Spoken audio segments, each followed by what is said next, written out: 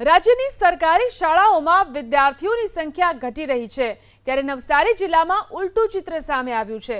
નવસારી મનપા સંચાલિત અંગ્રેજી માધ્યમની શાળામાં વિદ્યાર્થીની સંખ્યામાં વધારો થયો છે। માત્ર 110 વિદ્યાર્થીથી શરૂ થયેલી અંગ્રેજી માધ્યમની આ શાળામાં આજે 570 થી વધુ બાળકો ગુણવત્તાસભર શિક્ષણ મેળવી રહ્યા છે। મોંઘી દાટ ફી વસૂલતી ખાનગી શાળાઓને આ અંગ્રેજી સરકારી શાળા બરાબરની ટક્કર આપી રહી છે। નવસારીની સરકારી અંગ્રેજી માધ્યમની શાળામાં પ્રવેશ માટે કતારો લાગે છે। ખાનગી શાળામાં દર વર્ષે અધર એક્ટિવિટીના ભાગરૂપે રૂપિયા પડાવવામાં આવે છે, ત્યારે આ સરકારી શાળામાં દર વર્ષે શનિવારે યોગા સહિતની એક્સ્ટ્રા એક્ટિવિટી કરાવવામાં આવે છે। આ ઉપરાંત ખેલ મહાકુંભ તથા સ્પર્ધાત્મક પરીક્ષાઓ માટે પણ વિદ્યાર્થીઓને તૈયાર કરવામાં આવે છે। નવસારી મહાનગરપાલિકાની અંગ્રેજી શાળાએ સાબિત કરી દીધું છે કે જો મજબૂત ઈચ્છાશક્તિ અને યોગ્ય વ્યવસ્થાપન હોય તો સરકારી શાળાઓ પણ ખાનગી શાળાઓને પછાડી શકે છે।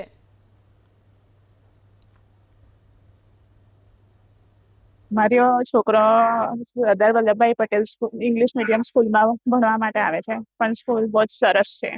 એના ટીચર, અહીંયાનો સ્ટાફ બહુ જ કોઓપરેટિવ છે અને એજ્યુકેશન પણ બહુ જ સરસ છે। બીજી બધી સ્કૂલોમાં હાઈ લેવલની ફીસ ચૂકવવી પડે, જ્યારે અહીંયા એવું કશું જ નથી। અને અમારે ઓનલી બુક્સ માટેનો ચાર્જ લાગતો છે એ જ, બાકી બધું ફ્રી છે। અને બીજી બધી સ્કૂલો જેવું નથી, એમ વાલીઓને બર્ડન બી ઓછું પડે અને સારું છે। ભણવાનું તો બહુ જ સુપર છે। મારો છોકરો બી એને કશું આવડતું નહીં હતું, પણ એમ સરસ છે, બધું કેપ્ચર કરી લે છે। અને અત્યારે વાલીઓને મોસ્ટ ઓફ એવું હોય છે કે પ્રાઇવેટ સ્કૂલમાં સારું એજ્યુકેશન હોય છે, સરકારીમાં બરાબર એજ્યુકેશન નથી હોતું। પણ અહીંયા નગરપાલિકાની સ્કૂલમાં અત્યારે મારી બેબી સિનિયર કેજીમાં છે, મેં જુનિયર કેજીથી મૂકેલી હતી, અને દર વીકલી કંઈક ને કંઈક શનિવારે એક્ટિવિટી હોય છે। પછી ધારો કે કોઈ એવો સ્પેશિયલ ઓકેઝન આવતું હોય, ધારો કે કાલે યોગા દિવસ હતો શનિવારે, તો કાલે હતો પણ એના રવિવારે રજા હોય એટલે શનિવારે યોગની ઉજવણી કરવામાં આવે છે। એવી અલગ અલગ એક્ટિવિટી કરવામાં આવે છે, જેથી બાળકની અંદર કોઈ પણ એક પ્રકારનું ટેલેન્ટ વિકસે એવી અલગ અલગ એક્ટિવિટી અને ખૂબ સારું એજ્યુકેશન છે અહીંયા।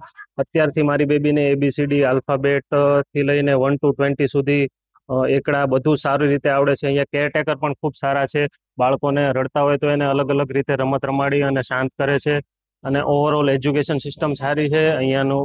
હું તો એવું દરેક વાલીને કહીશ, એટલે બાળકોને અહીંયા મૂકો એવી મારી વિનંતી છે। આજથી 5 વર્ષ પહેલા નગર પ્રાથમિક શિક્ષણ સમિતિ દ્વારા આ સ્કૂલ સ્ટાર્ટ કરવામાં આવી હતી। ત્યારે આપણી સ્કૂલમાં 180 જેટલા સ્ટુડન્ટ્સ હતા। આફ્ટર 5 યર્સ આજે આપણો રેશિયો 500 સુધી પહોંચી ગયો છે। તેના માટે આપણે ક્રેડિટ પેરેન્ટ્સને તો આપશું જ, સાથે આપણા શિક્ષણ સમિતિના અધ્યક્ષ સર, શાસન અધિકારી સર, અમારા સ્કૂલનો તમામ સ્ટાફ, એ બધાને અમે ક્રેડિટ આપશું, કારણ કે અમારા તમામની જે મહેનત છે તેનો જ આ પરિણામ છે કે આજે આપણે 500 સ્ટુડન્ટ્સ પર આવી ગયા છે।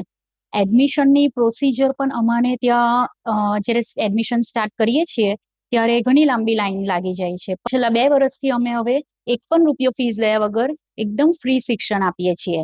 એટલે અમારે ત્યાં સીટ્સ લિમિટેડ હોય છે, કારણ કે આપણે ક્વોલિટીમાં બિલીવ કરીએ છીએ, ક્વોન્ટિટીમાં નહીં। પેરેન્ટ્સ જે મિડલ ક્લાસ ફેમિલીના છે, જે લોકોને ઇંગ્લિશ મીડિયમનો ક્રેઝ છે કે અમારા સ્ટુડન્ટ્સ ઇંગ્લિશ મીડિયમમાં સ્ટડી કરે, બટ જે હાઈ રેટ્સ છે સ્કૂલની ફીઝને ઇન્ક્લુડિંગ બુક્સ એન્ડ એવરીથિંગ, તો તમે જોઈ શકશો કે ત્યાંની ફીઝ ને આની અહીંયા ફીઝ જ નથી। ત્યારે ત્યાં તમને ફીઝ અને બધું મળીને 25,000 to 30,000 તો પ્રી પ્રાઇમરીમાં જ તમારી ફીઝ જતી રહેશે।